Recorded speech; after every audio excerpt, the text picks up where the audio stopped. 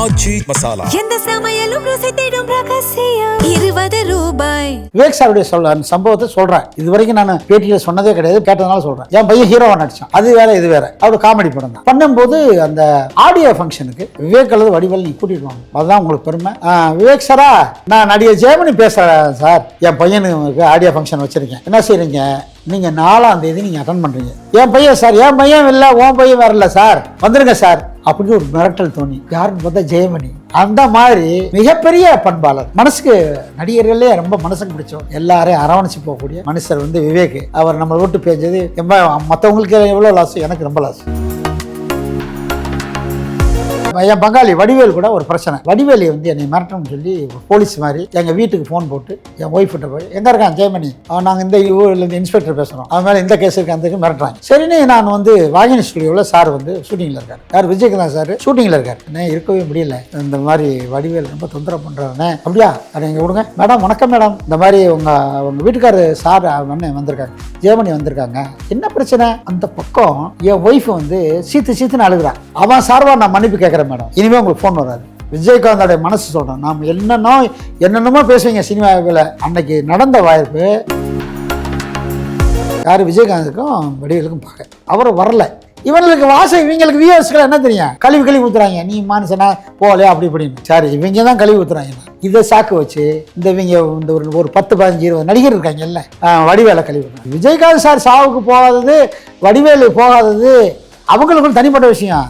நீ எப்படி அவன் போகணும்னு சொல்ல முடியும்? வடிவேலுக்கு இது வேணும், இன்னும் வேணும். இவர் பாம்புக்கு பால் வளர்த்துருக்காரு. மற்றவன் எவனும் தெரியாதவங்க வியூவர்ஸ் பப்ளிக் சொல்றாங்கன்னு நியாயம். உன் கூட நடிச்சு உன்னால காசு வாங்கி இன்னைக்கு நான் அந்த நடிகர் இந்த நடிகர் சொல்றேன், போனா உன்னை கல்வி குத்துற, நீ என்னையா பண்ணியிருக்க அப்படின்னு சொல்லி பேசினேன். இது பூரா பெரிய. அப்புறம் வடிவேல் வந்தாரு, அப்புறம் போன்ல வந்தாரு, பங்காளி நான் இது வரைக்கும் யாருமே சப்போர்ட் பண்ண பங்காளி அப்படின்னு அந்த விஷயம் அதோட முடிஞ்சிச்சு. அந்த மாதிரி எதையுமே நான் நேர்மையா பேசுவேன். உப்மா கம்பெனியில் மாட்டிக்கிட்டேன். அப்புறம் இப்போ தப்பிச்சு வந்தான்னு வச்சுக்கேன். இந்த பம்மல் ரவின்னு ஒருத்தர், நம்ம காமெடி வீரப்பன், அவங்க லிங்க் கிடைச்ச உடனே இவங்கெல்லாம் கழட்டி விட்டோன்னு வச்சுங்களேன். எனக்கு செம கடுப்பேன். ஏகப்பட்டு குறைஞ்சது ஒரு 1 லட்ச ரூபாய்க்கு செலவு பண்ணியிருப்பேன். அந்த இப்போ கிடையாது, 93, இப்போ 1 கோடி இருக்கும். 93, 2026 1 லட்ச ரூபாய்க்கு மேலே போயிருக்கோம். என்ன பண்ணிட்டேன், எனக்கு செம கடுப்பு மேலே. வண்டியை நேராக கூட்டிகிட்டு போயிட்டு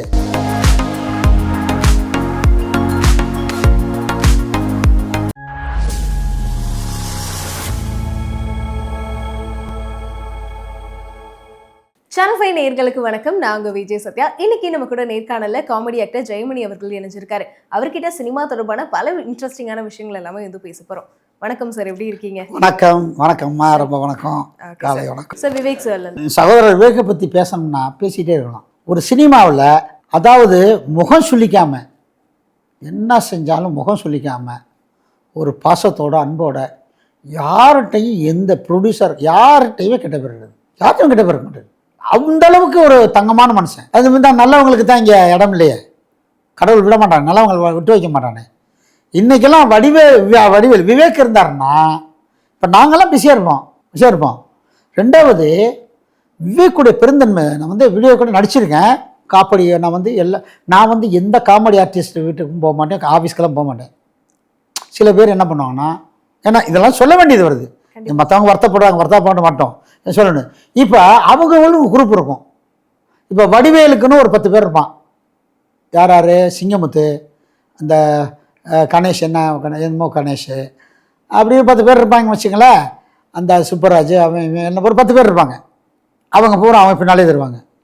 விவேக் கூட ஒருத்தர், இந்த சின்ராஜ், அவன் டெலிஃபோன் பண்ணி அவங்க விவேக் கூட 10 பேர் தருவாங்க. பட் நான் அவங்க யார்ட்டையும் போக மாட்டேன். அவங்க டேரக்டர் ஃபிக்ஸ் பண்ணும்போது விவேக் கூட நடிப்பேன். புரிஞ்சுங்களா?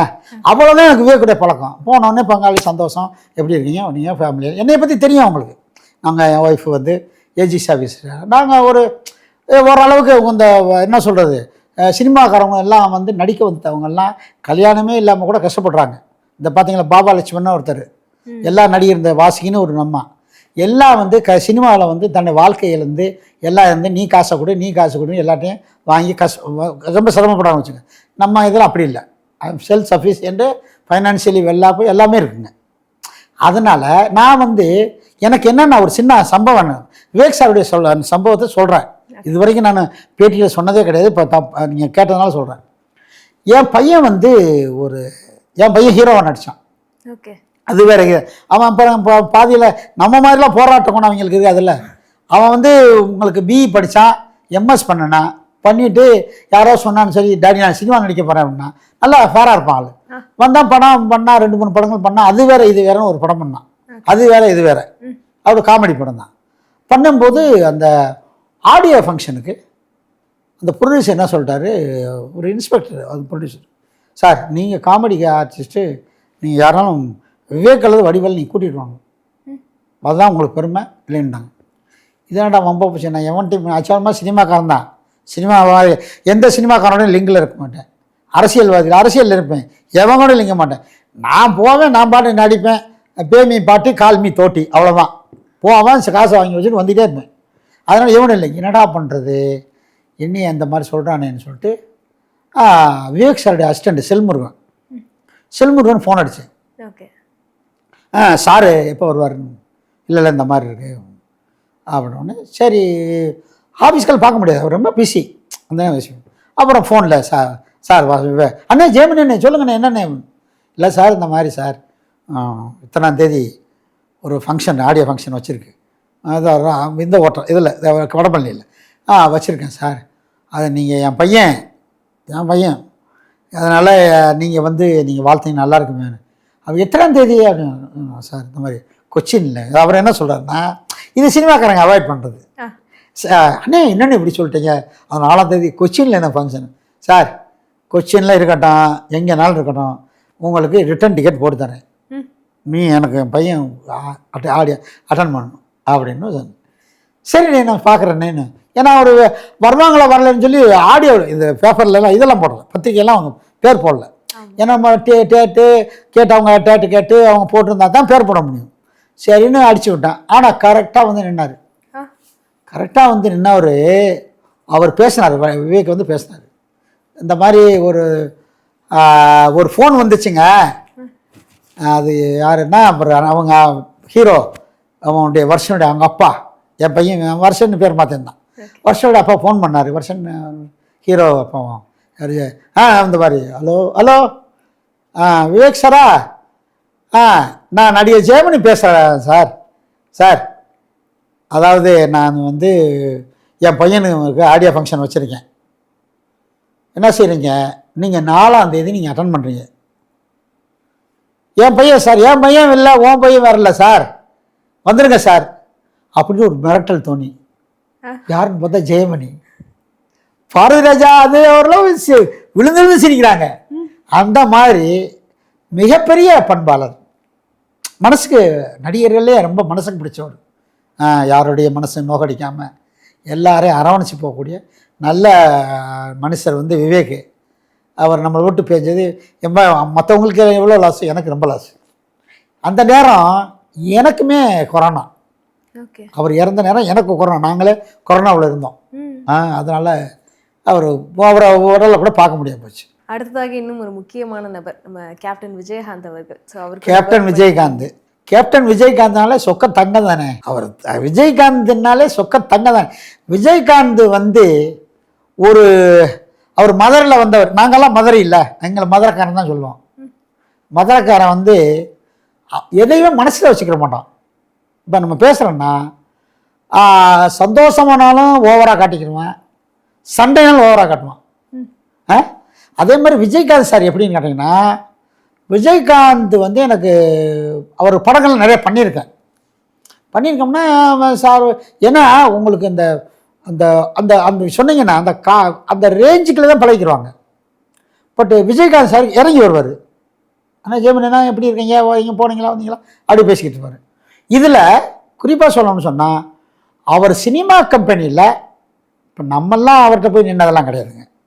சில கஷ்டப்படுறவங்க சொல்லுவாங்க அண்ணன்ட்ட போவேன் சாப்பிடுவாங்க, நம்மளுக்கு அந்த வாய்ப்பும் இல்லை. நான் தான் சொல்லியிருக்கேன் உங்கள்கிட்ட, நான் சினிமாவுக்காரவங்கள்ட்ட வாய்ப்புக்கு தான் போவேன், அவர் நடிக்கத்தான் போவேன், நடித்து போட்டு அதோடு வந்துடுவேன். எந்த அவங்களோட தொடர்பு உறவு, ஏன்னா கஷ்டம் இருந்தால் தானே அவங்களோட ஃபாலோ பண்ண முடியும். அப்படின்னும் போது இவர் என் நண்பர் என் பங்காளி வடிவேல் கூட ஒரு பிரச்சனை. அப்போ அவர் சார் வந்து சங்க தலைவர். நல்லா கேட்டுங்க, என்ன எத்தனை பெரிய மனசுன்றது, பெரிய மிகப்பெரிய மனசு விஜயகாந்த் சார்ன்றது வரும். அவர் ஒரு நடிகர் சங்க தலைவர். சொக்கத்தங்கம் படத்தில் அவர் ஹீரோ. வாகினி ஸ்டுடியோவில் செட்டு போட்டு ஃபைட் பண்ண வந்துருக்காங்க. இதில் என்ன பண்ணுறாரு, ஒன்றுன்னா சொல்லக்கூடாது நினைக்கிறேன், திருப்பி வந்துக்கிட்டே இருக்கேன். நான் என்ன பண்ணுறது, வடிவேல் என்ன பண்ணுறாரு, எனக்குள்ள பிரச்சனையில் என்ன பண்ணால் சிங்கமுத்து விட்டு, அப்போ ஃபோன் தான், செல்லெல்லாம் கிடையாது, ஃபோன் தான். ரொம்ப பெரிய ஆள்கிட்ட தான் செல் இருக்கும். விஜயகாந்த் சார் அவங்க பெரிய ஆள்கிட்ட தான் செல் இருக்கும். அப்போ வந்து இன்கமிங்கே 10 ரூபா, இப்போ அவுட் கோயிங் காசு இல்லை. அப்போ ஒரு கால் ஒரு செல்லு வாங்கணும்னு சார் ஒரு 50,000 60,000 தான் செல் வாங்க முடியும். இந்த செல் மண்டை செல் அதுதான் அப்படி தான் வச்சுருப்பாங்க. இவர் என்ன பண்ணுறாரு, வடிவேலி வந்து என்னை மிரட்டணும்னு சொல்லி ஒரு போலீஸ் மாதிரி எங்கள் வீட்டுக்கு ஃபோன் போட்டு என் ஒய்ஃப்கிட்ட போய், எங்கே இருக்கான் ஜெயமணி, நாங்கள் இந்த ஊர்லேருந்து இன்ஸ்பெக்டர் பேசுகிறோம், அவன் மேலே இந்த கேஸ் இருக்குது அந்த மிரட்டுறாங்க. ஓகே, இப்படி 2 மணி நேரம் மிரட்டுறாங்க. சரின்னு நான் வந்து வாகினி ஸ்டுடியோவில் சார் வந்து ஷூட்டிங்கில் இருக்கார். யார், விஜயகாந்த் சார் ஷூட்டிங்கில் இருக்கார். ஓகே. அப்போ நான் போனேன், சார் வணக்கம் சார், என்னென்ன நீங்கள் படமெல்லாம் முடிஞ்சு வச்சு இப்போ வாய்ப்புக்கு வரேன். அவர் என்ன நினச்சிட்டாருன்னா நான் வாய்ப்பு கேட்க வரேன்னாக்கன்னு சொல்லிட்டு, இல்லை சார் சார் முடிச்சுட்டு சொல்லுங்கள் சார். அப்புறம் விஷயமா நான் சொன்னேன், அண்ணே இருக்கவே முடியல, இந்த மாதிரி வடிவேல் ரொம்ப தொந்தரவு பண்ணுறாருண்ணே, வீட்டுக்கு ஃபோன் பண்ணி என் ஒய்ஃப் அது எம்ப்ளாய்டு ஏஜிஎஸ் ஆஃபீஸில் இருக்காங்க, அன்றைக்கி சண்டே, ஓகே, அவர் என்ன கம்ப்ளைண்ட் பண்ணுற அன்றைக்கி சண்டே இருக்காங்க, இந்த மாதிரி தொந்தரவு பண்ணுறானே என்ன பண்ணுது. அப்படியா, அதை எங்கே கொடுங்க, ஃபோனை போட்டு அவங்க கூப்பிட்டு இந்த நம்பர் அண்ணன் நம்பர் கொடுங்க. ஃபோன் போட்டேன், எங்கள் வீட்டுக்கு ஃபோன் போட்டேன், என் ஒய்ஃப் எடுக்கிறான், என் ஒய்ஃப் எடுக்கிறாங்க. இவர் நடிகர் சங்க தலைவர். இவர் என்ன பேசுகிறாரு, மேடம் வணக்கம் மேடம், இந்த மாதிரி உங்கள் வீட்டுக்காரர் சார் அண்ணன் வந்திருக்காங்க, ஜெயமணி வந்திருக்காங்க, என்ன பிரச்சனை. அந்த பக்கம் என் ஒய்ஃப் வந்து சீத்துன்னு அழுகிறான். சார் இருக்க முடியல சார், 3 நாளாக போலீஸ்னு ஃபோன் பண்ணார். இப்படி மேடம் அவன் சார்பாக நான் மன்னிப்பு கேட்குறேன் மேடம், தயவுசெய்து மன்னிச்சுக்கோங்க, இனிமேல் உங்களுக்கு ஃபோன் வராது. விஜயகாந்தோடைய மனசு சொல்கிறேன், நாம் என்னென்னமோ பேசுவீங்க சினிமாவில், கண்டிப்பாக சார் என்னென்னமோ பேசுவீங்க. அன்னைக்கு நடந்த வாய்ப்பு போட்டுட்டு திருப்பி விஜய் எவனுக்கு போடுறான்.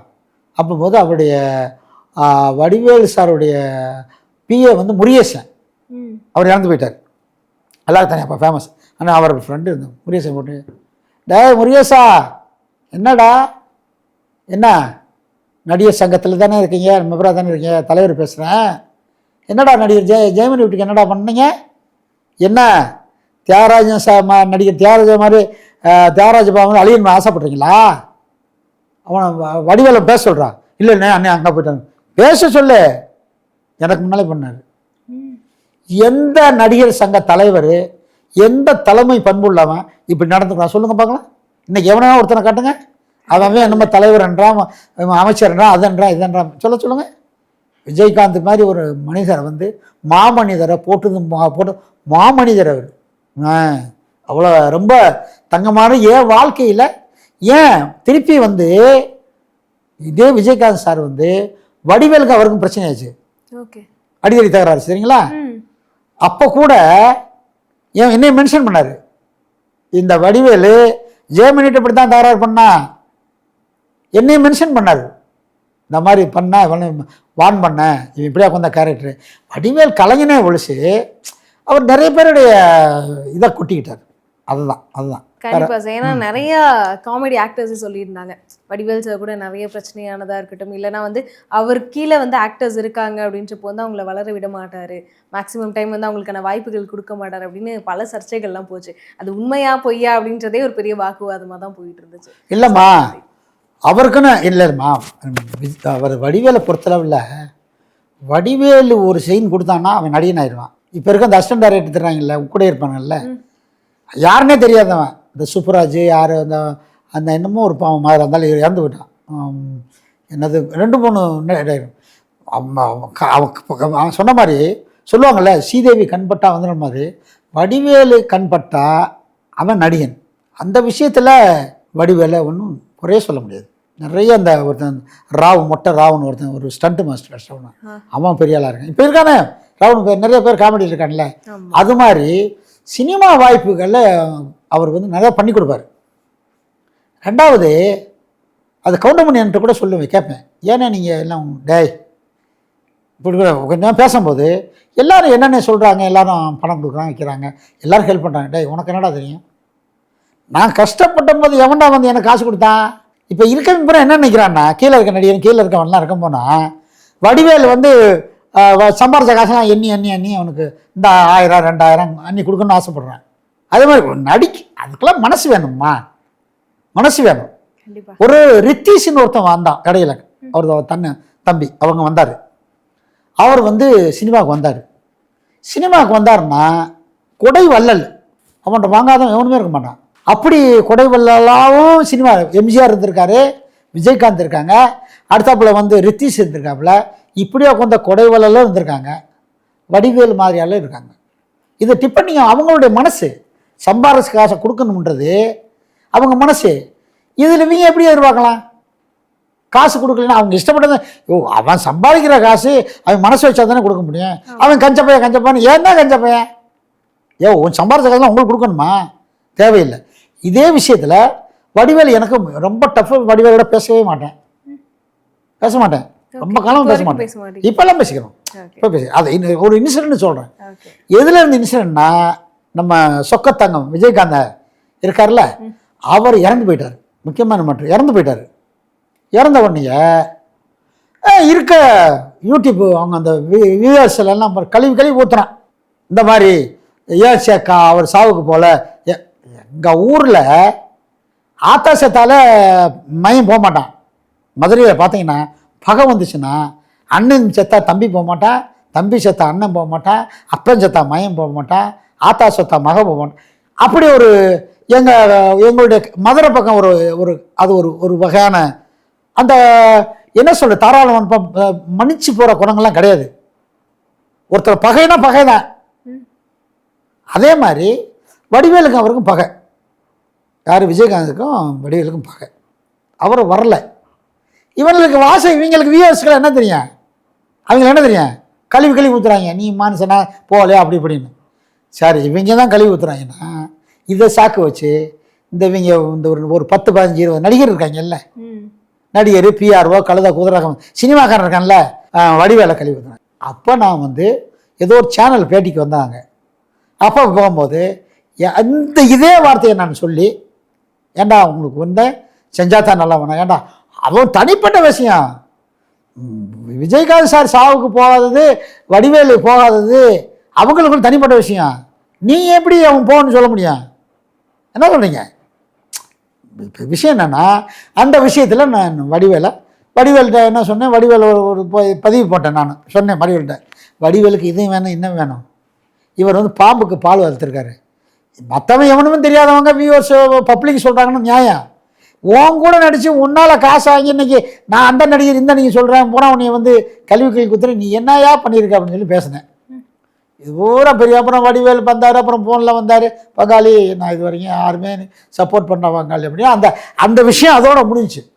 வடிவேலை பற்றி இவங்க இதில் வந்து யூடியூப்பில் பேசுறது தப்பாக பேசுகிற முடிஞ்சுன்னு வச்சுங்களேன்.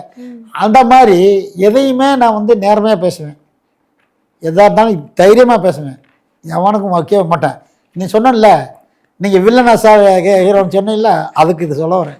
எதாக இருந்தாலும் நேரடியாக பேசுவோம். ஸோ இப்போ மேக்ஸிமம் பார்த்தீங்கன்னா சினிமாவில் இப்போ வரைக்குமே வந்து சினிமா வாய்ப்புகள் தரேன்னு நிறைய பேர் வந்து ஏமாத்திட்டு இருக்காங்க. ஸோ அப்படி யார் ஒரிஜினல் யார் ஃபேக்னே தெரியாமல் இருக்கல. நீங்கள் வந்த காலத்தில் வந்து சினிமா வாய்ப்புகள் தரேன்னு சொல்லி சில இடங்கள் எல்லாம் ஏமாந்துருக்கீங்களா? நிறைய அதை தான் முதல்ல சொல்லணும்னு நினச்சேன். அதெல்லாம் முதல்ல சொல்லணும்னு கடைசியில் கேட்டிருக்கீங்க. அதாவது அது என்ன சொல்லுவாங்க, உப்புமா கம்பெனின்னு சொல்லுவாங்க. அப்போன்னா நாங்கள் வந்து இன்னும் கரெக்டாக நான் வந்து ஒரு கிருஷ்ணனை வந்து ஒரு ஏதோ ஒரு படத்துக்கு கூட்டிகிட்டு போனேன், ஏதோ நெய்வேலி என்னமோ ஓடுங்கள் பாதையே ஏதோ ஒரு படம், அதை படம் கூட போனோம். சும்மா சினிமா காட்டிகிட்டு வந்தார். அப்புறம் அவர் வீட்டுக்கே டெய்லி போவேன், அப்புறம் வருவேன் போவேன். அவர் ஒரு சொன்னேன், யோ நானே எப்படி வருவார், யோ நானே ஆஃபீஸ் வேலை ஏறி இறங்கிட்டு எனக்கு உனக்கு எங்கேயோ வாய்ப்பு கொடுக்க போகுது, யோ உன்னை வழி காட்டிட்டேன், நீ எவனாலும் தெரிஞ்சா நீ வந்து போ, நீ முயற்சி ஒன்றாலும் முடிச்சு போன உடனே என்னடா மனுஷன் இப்படி சொல்லிட்டாருன்னு சொல்லிட்டு என்ன பண்ணிட்டேன். அப்போ அந்த கோடம்பாக்கம் பக்கத்துலேயே அந்த பவர் ஹவுஸு எல்லாம் எயிட் சைடில் எங்கள் ஆஃபீஸ் இருக்கும். அடுத்த லெஃப்டில் சேர்ந்து போனால் விஜின்னு சொல்லி ஒரு காஸ்டியூமர், அவர் எல்லா கம்பெனிக்கும் எனக்கு நல்லா தெரியும். அவன் போன உடனே அவன் என்ன பண்ணிட்டான்னா, உப்மாக்கா நீ கேட்டையில நீங்கள் வாங்கன்னு சொல்லிட்டு, அப்போ என்ன சார் நீங்கள் என்ன சம்பாதிக்க வைக்கிறீங்க போகிறீங்க வரோம், மன வசதி எல்லாம் தெரியும். போவான் அந்த பைக், அப்போ ராஜ்தூத் ஒன்று வச்சுருப்பேன், பைக் வச்சுருப்பேன், நம்ம ஸ்ட்ரென்த்தெல்லாம் தேட்டான். அவன் ஆசை காட்டுவான். ஒவ்வொரு கம்பெனிக்கு போய் போன உடனே வெளியே போய் உள்ளே போவான். இப்போ தலைவரே நீங்கள் போயிருக்காங்க, இந்த மாதிரி இருக்குது, டைரக்டர் பேசிட்டார். டைரக்டர் பேசிட்டேன், டைரக்டர் யோசனை பண்ணி சொல்கிறேன்ருக்காரு. பெரிய நீ கவுண்டமணி செந்தில், நான் செந்தில் மேலே எவ்வளோ போகிறீங்க, நீங்கள் பயங்கரமாக வருவீங்க பாருங்க அப்படி இப்படின்னு சொல்லிட்டு அவனை லிங்க் பண்ணி விட்ருவான். சொல்லிவிட்டு நீங்கள் டைரக்டர் கவனிக்கணுமையா, சும்மா கிடையாது, சாயங்காலம் ஆஃபீஸ் விட்டு முடித்த உடனே வா அப்படின்னு சொல்லி எல்லாத்தையும் கூட்டிட்டு பார்க் கூட்டிடுவான். சாரா கடைக்கு போய் அங்கே போய் ஒரு 3000 2000 3000 தண்ணி அடி. எனக்கு சினிமாவில் வரைக்கும் எனக்கு சும்மா நான் எதுங்க இருந்து சும்மா கூட பிடிச்சது கிடையாது. ஓகே, சினிமா வரைக்கும் வர்ற வரைக்கும், ஏன்னா என் ஒய்ஃபுக்கு தெரியும், என் ஒய்ஃபுக்கு தெரியாமல் எதுவுமே செய்ய மாட்டேன் தெரியுமா. அப்போ சினிமாக்காரங்களோட போகும்போது வாங்க சார், சும்மா இல்லை சார், தண்ணி வாங்கி கொடுத்து சூப்பர் அப்படின்னு நான் ஒரு அன்னைக்கு 2000 செலவு விட்டுருவாங்க. பண்ணிவிட்டு சார் சும்மா பீருதா சார், சும்மா அதெல்லாம் அது இதெல்லாம் இது கிடையாது சார், ட்ரிங்க்ஸ் கிடையாது சார், சர்பத் மாதிரி தான் சார் அப்படின்னு நம்மளுக்கு என்ன ஆத்திரம், தடி இவங்களுக்கு வாங்கி கொடுத்துட்டு நாம ஏடா சும்மா இருக்கணும், நம்ம ஒன்று 20 ரூபா ஒன்று அப்படி பழகணும்னு வச்சுங்களேன். இப்படி சொல்லிவிட்டு அப்புறம் மறந்துனாலும் சார் இன்னைக்கு மதுரை வரைக்கும் போகணும், ஒரு சின்ன ஃபைனான்சியல்ஸுக்கு அங்கே ஒரு பெரிய ப்ரொடியூசர் இருக்கார், நீங்கள் போனால் ஒரு 2000 ரூபா இருந்தால் கொடுத்துருவாங்க போகணும். இப்படியுமா ஒரு கம்பெனியாக கொண்டு இழுத்து விட்ருவாங்க. அப்புறம் விஜய் என்ன சொல்லுவான்னா, அவர் தலைவரே எனக்கு தையல் கூலி காஸ்டியூமர் தான், தையல் கால வச்சுருக்கேன், உங்களுக்காக நான் தைக்கிறதே கிடையாது, நீங்கள் என்ன பண்ணுறீங்க, மாதம் 3000 ரூபா தையல் கூலி நீங்கள் கொடுத்துடணும், நான் உங்களோட சொல்லிட்டு காலையில் போவேன், எங்கள் ஆஃபீஸில் கையெழுத்து பண்ணுவேன். இதெல்லாம் சொல்லக்கூடாது, நீங்கள் தெரிஞ்சுக்கங்க, எப்படியெல்லாம் சினிமா இப்படி பண்ணியிருக்கணும் பாருங்க. கையெழுத்து போட்டுட்டு இவனை கூட்டிகிட்டு வண்டி பைக் எடுத்துகிட்டு போவேன். போய்மா ஃபுல்லாக அலைவான், போவான், மத்தியானம் சாப்பாடு வாங்கி வரையும் சாயங்காலம் வருவேன், பார்த்து வாங்கிட்டு. அப்புறம் கடைசியில் எனக்கு இவனை பற்றி தெரிஞ்சு போச்சு, என்னடா அவங்க ஏமாத்த உப்மா கம்பெனியில் மாட்டிக்கிட்டேன். அப்புறம் தான் இப்போ தப்பிச்சு வந்தான்னு வச்சுக்கேன். இந்த பம்மல் ரவின்னு ஒருத்தர், நம்ம காமெடி வீரப்பன், அவங்க லிங்கெல்லாம் கிடச்ச உடனே இவங்கெல்லாம் கழட்டி விட்டோன்னு வச்சுங்களேன். எனக்கு செம கடுப்பேன், ஏகப்பட்ட ஒரு ஒரு ஒரு குறைஞ்சது ஒரு 1 லட்ச ரூபாய்க்கு செலவு பண்ணியிருப்பேன் அந்த இப்போ கிடையாது, 93 இப்போ 1 கோடி இருக்கும். 93 2026 அதில் ஒரு 7 இதில் ஒரு 26 33 வருஷத்துக்கு முன்னாடி பாருங்கள், 1 லட்ச ரூபாய்க்கு மேலே போயிருக்கோம். என்ன பண்ணிட்டேன், எனக்கு செம கடுப்பு மேலே, வண்டியை நேராக கூட்டிகிட்டு போயிட்டு வாயா போகலான்னு சொல்லிட்டு, அந்த அப்போல்லாம் பஸ்ஸில் ரொம்ப ரேர் தான், மெயின் ரோட்டில் தான் வர முடியும். இந்த கோடம்பாக்கம் ஸ்டேஷன் பக்கத்தில் ஒரு கேட் இருக்கும், இப்போ கிடையாது அந்த கேட்டு, இல்லை இப்போ கிடையாது. கோடம்பாக்கம் கேட்டு இங்கிட்டு கோடம்பாக்கம் வரணும்னா 1 கிலோமீட்டர் நடந்து வரணும். இறங்கடா விஜய் இறங்கடா, இப்படி தான் இறங்கடா ஃப்ராடு பேர் அப்படின்னு சத்தம் போட்டு அவனை அங்கே இறக்கி விட்டு வந்துட்டேன், நடந்து போ. இப்படி நீங்கள் சொன்ன மாதிரி சினிமா உப்மா கம்பெனிக்குள்ள மாட்டாத நடிகரே இருக்க மாட்டான். யார் மாட்டாங்கன்னா சிவாஜி கணேசன் பிள்ளை, சிவகுமார் பிள்ளைய, அவங்க தான் உப்மா கம்பெனி போயிருக்க மாட்டேங்குது, மற்ற எல்லோரும் மாட்டிருக்கோம். கண்டிப்பாக சார், நீங்கள் சொன்ன மாதிரி சினிமாவை பொறுத்த வரைக்கும் ஏமாறாத நடிகர்களே இல்லை அப்படின்ற மாதிரி எல்லாருமே ஏமாந்து தான் வந்திருப்பாங்க. ஸோ உங்களோட லைஃப்பில் மேபி உங்களுக்கு ஒரு கேரக்டர் இந்த கேரக்டர் உங்களுக்கு தான் அப்படின்னு சொல்லி வச்சுருப்பாங்க, டக்குன்னு லாஸ்ட் நேரத்தில் பார்த்தீங்கன்னா நீங்கள்லாம் வேறு யாரையும் மாற்றிருப்பாங்களே. ஸோ அப்படி சில நல்ல கேரக்டர்லாம் மிஸ் ஆகிருக்கும் உங்களை நீங்கள் நடிச்ச படங்களா, அப்படி ஏதாச்சும் இருக்கா? அப்படி நம்ம நிறைய ஆயிருக்கு, உங்களுக்கு நிறையா இருக்குன்னு சொன்னால் ஷூட்டிங் ஸ்பாட்லேயே போயிட்டு கூட திரும்பி வந்துடும். நான் சொன்னேன்ல, வடிவேல் சாரோட படங்கள் பண்ணும்போது அவங்க டேரக்டருக்கு தெரியாது, அப்படி தான் வரும். நம்ம கேரக்டர் ஃபிக்ஸ் பண்ணாங்கன்னா கரெக்டாக ஜெயமணி இதுக்கு ஆப்டாக இருப்பாரியா, இவர் பண்ணா இருக்கு, இப்போ கூப்பிட்றாங்கல்ல, நிறையா சொல்லி கூப்பிட்றாங்க. நான் எங்கே போனாலும் சார் எதுனாலும் ஒரு சார் என்ன சார் எப்போ பாரு காமெடி, ஒரு அப்பா கேரக்டர் அண்ணன் கேரக்டர் தான் இல்லைண்ணே, இருக்குன்னு அண்ணனுக்கு அந்த சீரை போடும், அந்த கண்ணா அண்ணனுக்கு ஒரு காஃபி நான் வட்டி இதை போட்டு நம்ம தோசை சொல்லுவாங்கள்ல, எல்லாம் கேட்டுட்டு வடிவில் சொன்ன மாதிரி அண்ணனுக்கு ஒரு தோசையின் மாதிரி கடைசியில் நம்ம காமெடியில் தள்ளி விட்டுருவாங்க. சரி ரைட் ஓகே கடவுள். ரெண்டாவதுமா ஒரு விஷயம், நம்மளுக்கு நம்ம சினிமாவுக்காக வரலை, வந்த இடத்துல சினிமா ஓகேயா, நம்மளுக்கு எந்த மிகப்பெரிய இழப்பும் கிடையாது. நம்ம யாருன்னே தெரியாமல் இருந்தோம், இன்னைக்கு போனோம்னா நடிகை பேர் நீங்கள் சொன்ன மாதிரி பெயர் குழப்பம்னா வரலாம். நீங்களே கேட்டீங்கல்ல சார் நீங்கள் ஜெயமணி நெல்லை ஜெயமணியா அல்லது விஜி ஜெயமணி எஸ் அந்த குழப்பம் இருக்கும். பட்டு நடிகரியா காமெடி நடிகரியா அப்படி அதுதான் பேசுவாங்க. இந்த அளவுக்கு வச்சுருக்கதை கடவுளுடைய கடவுளோட கிருபதாமல் என்ன அமைப்பு கிடைக்கணுமோ. நான் என்ன நினைப்பேன்னா, ஏதோ ஒரு சக்தி வந்து நம்மளை கொண்டு வந்து இங்கே இழுத்து விட்டுருக்கு. ஆனால் என்ன, கண்டிப்பாக சினிமாவில் வர்றது அவ்வளோ ஈஸியான வேலை இல்லை. ஏதோ ஒரு சக்தி நம்ம சினிமாவுக்குள்ளே வரணும் இழுத்துருக்கு. ஏன்னா சினிமா ஆசை கிடைக்காது, நடிக்கணும் ஆசை கிடையாது, சம்பாதிக்கணும் ஆசை கிடையாது. நான் வந்து ஒரு கவர்மெண்ட் எம்ப்ளாயி, என் ஒய்ஃப் ஒரு சென்ட்ரல் கவர்மெண்ட் எம்ப்ளாயி. நம்ம குடும்பத்தை ஃபேமிலியாக தான் வந்தோம் சென்னைக்கு. வந்த இடத்துல இப்படி அமையும் சொன்னால், ஏதோ நீங்கள் சொன்ன மாதிரி அந்த கலைத்தாய் வந்து நம்மளை ஏதோ இழுக்கிறா. அவளுக்கு தெரியும், நல்லா சொல்லுவாங்க, இவங்க நீங்கள் அப்படி நினச்சிருந்தா பெரியவங்க, அவன் வச்ச பெரிய ஆளாக தான் இருக்கலாம். அந்த தாய் அவன் மனசு வச்சா தான் நடக்கும். கண்டிப்பாக இப்போ நடிகர்கள்லாம் வர்றாங்கன்னா, இப்போ சூரிய வந்து வேறு யாரும் கிடையாது. சூரிய வந்து எங்கள் ரிலேட்டிவ், ஓகே, என் மாப்பிள்ளை, ரொம்ப க்ளோஸ் ரிலேட்டிவ். அவர் சினிமாவுக்காக வரல. அவர் ஓகே தெரியுங்களா உங்களுக்கு? அவருடைய பர்சனல் அவங்க ஃபேமிலி இதை பார்த்தீங்கன்னா, என் மாப்பிள்ளை வந்து சினிமாவுக்காக வரல. அவர் கோவிச்சுக்கிட்டு அந்த ஊர்லேருந்து வேணாம் நீங்கள் சென்னையில் போய் வாழணும் வந்தவர் தான். வந்த இடத்துல அவர் வர போக பழக்க வழக்கங்கள் ஏற்பட அப்படியே வந்து வெள்ளை அடிக்க, ஹோட்டலில் பல கஷ்டப்பட்டு வேலை பார்க்க வைக்க, அப்போ யாரோ சொல்ல சினிமாவுக்குள்ளே வர.